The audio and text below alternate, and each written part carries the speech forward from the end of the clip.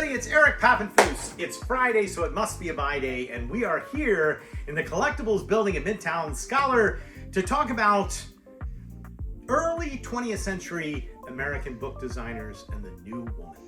Excellent. And we're going to talk about 3 female book designers that you really should know about, but probably aren't the big 3 that you may already know about. And by the big 3, I mean the ones that we have on display here that have catalog raisonnés, that are the sort of stars of the period, namely Margaret Armstrong. And if you come over here, you can see our beautiful display. Now, I want to give Haley, who works here in the Collectibles building, credit for putting up such a wonderful display of our really Margaret Armstrong books. covers. There's a great catalog raisonné for Margaret Armstrong. I'll point out just a couple things. This is her first cover, which she ever designed, very early, very Art Nouveau, looks a little Japanese inspired. These are some of my favorites, Rip Van Winkle and Sleepy Hollow. We also have some of her Paul Dunbar covers and other things, and Idols and the King. Those are great. You may also have heard of the other 2 of the big 3, namely Alice Morse, who did these sort of Gothic-inspired, stained glass window-inspired covers. So pretty. She has a raisonné, a really good one. And then Sarah Wyman Whitman, who worked mostly for Houghton Mifflin, is known for her work with Sarah Orne Jewett and others of the time. Did these tremendous bindings, all in a beautiful style, which is well known. But you know what, Kathy? What's that? There were a number of other female book designers from the same period who did beautiful work that nobody really knows much about today, and I thought I would highlight them. Excellent. And we're going to begin with the work of a woman by the name of Lee Thayer. Have you heard of Lee Thayer? No. Well, she was from Pennsylvania, which is a good thing. And she's most famous, actually, in her time, was more famous in the sense that she worked for a firm with her husband called Decorative Designers. And they designed over 25,000 book covers during this period in the early 20th century, including dust jackets, cloth bindings, World War I posters, and they all had this distinctive DD. It's an interlocking DD design for decorative designers. So that's Lee Thayer. You know where we found these books? We found these at T.A. Borden just a couple weeks ago. I took you to that sale. $6 a book for everything. We bought these. And when you're purchasing these types of books, it's illustrative to have 2 next to each other because you can really sort of see the points which makes one better. You want nice bright spines and not so much faded spines. You want the gilt edging to look really nice. You want the binding to be tight. And so these are, gradations of books which can be hard to tell on the internet if you're just buying one. But if you buy from a reputable bookseller, they will describe these in great detail. So before Lee Thayer became a part of Decorative Designers, she did other designs on her own that I find incredibly beautiful, and I want to show you 3 of those. Look at these great Art Nouveau inspired designs. Oh, so pretty, yeah. That is, of course, a peacock feather for Vanity Fair. Right. And the Lorna Doone design is, you can tell it's by the same designer. This is unsigned, and we know it's Lee Thayer because of people who've researched Lee Thayer's work. Another famous Lee Thayer book design is this one. This is a Lafcadio Hearn, and Hearn was really the ultimate in the Japanese influence in American. Look at how beautiful the design with the flowers. Really beautiful. It's just a gorgeous design by Hearn and Lee Thayer. So Lee Thayer, a name you should be on the lookout, although Lee Thayer didn't sign a lot of her designs. Decorative Designers did, so that's a monogram that people can be on the lookout for. The second early 20th century female book designer I wanted to bring to your attention, who I also like and find really interesting, was a woman by the name of Beth McManus. And we're going to bring, Blanche McManus, and we're going to bring her books out to show you. And I've got two really interesting Blanche McManus designs. The first one is her beautifully illustrated Alice in Wonderland. And what makes this interesting, this edition, is it not only has her cover design, which is very distinctive, but it also has those incredible illustrations that she also did. And anything Alice is always highly collectible to people today, but I have to say this one is very whimsical and gorgeous, and you can see in the design of that cover. But she's probably best known, she marries a diplomat by the name of Mansfield, and she begins signing her covers B.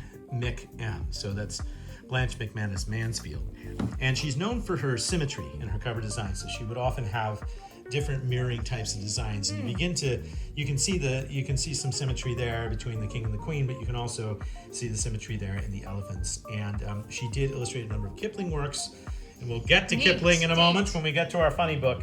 But I thought both of those were really interesting examples. Lee Thayer was also a mystery author in her time and wrote lots of mysteries.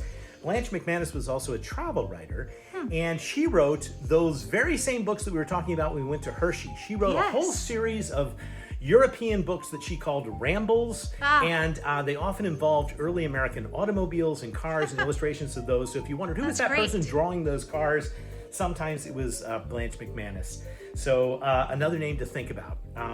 Both Blanche McManus and Lee Thayer were actually more talented and had greater earning power than their husbands. This led to tensions in their marriages, and eventually their marriages ended in divorce. And this is a theme of the new women. This is a generation where women can actually, because of the profession of book design, out-earn men and have great artistic and professional success. So pretty interesting there. And we're gonna end with a third and final book designer who was actually a book binder, because we ought to remember that although we're sort of at the period in time where we are sort of pre-dust jacket and book design is there, and these books would be engraved on plates and then stamped on the cloth, there were some that were still continuing the older trade of individual book design. Pretty.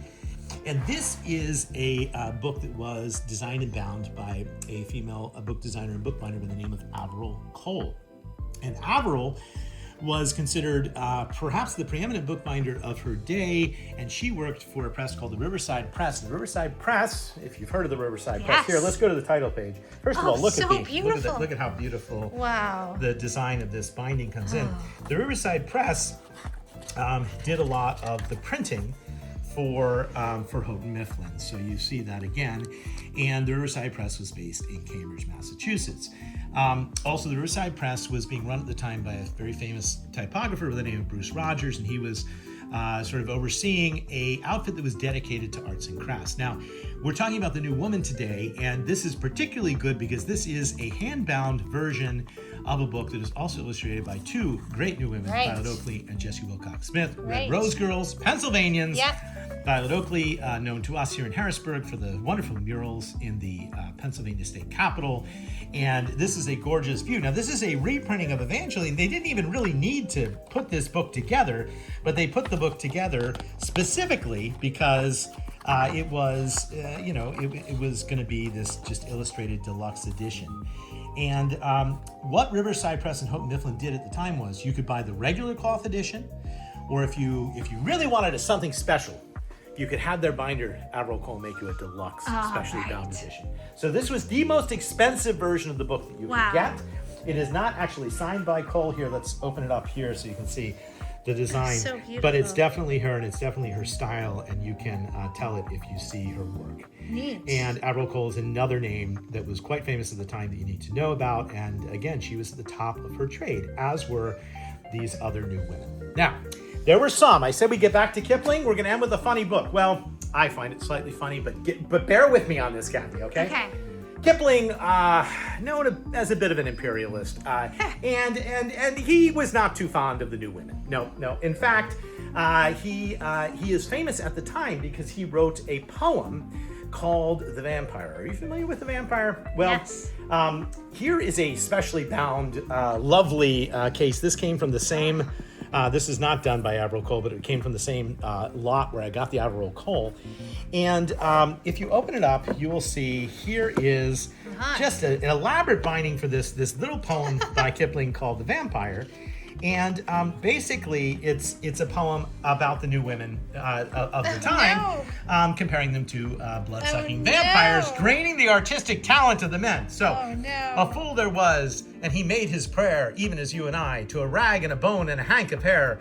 We called her the woman who did not care, but the fool he called her is Lady Fair, even as you and I. Oh dear. Now this would not be acceptable to you. This would not be acceptable to Avril Cole. This would not be acceptable No. to Blanche McManus or Lee Thayer or Margaret Armstrong or Sarah. It wouldn't be acceptable to any of them. And so the New Women got together and they mass-produced a postcard, which is hidden in the back of this poem, right beneath the pamphlet. And they mailed it to each other. And this is a revision of the poem by Felicia Blake, with apologies to Kipling, but not really, which says, and it basically reverses the scenario. That's and great. It says, a fool there was, and she loved her pride, even as you and I, to a bunch of conceit in a masculine hide.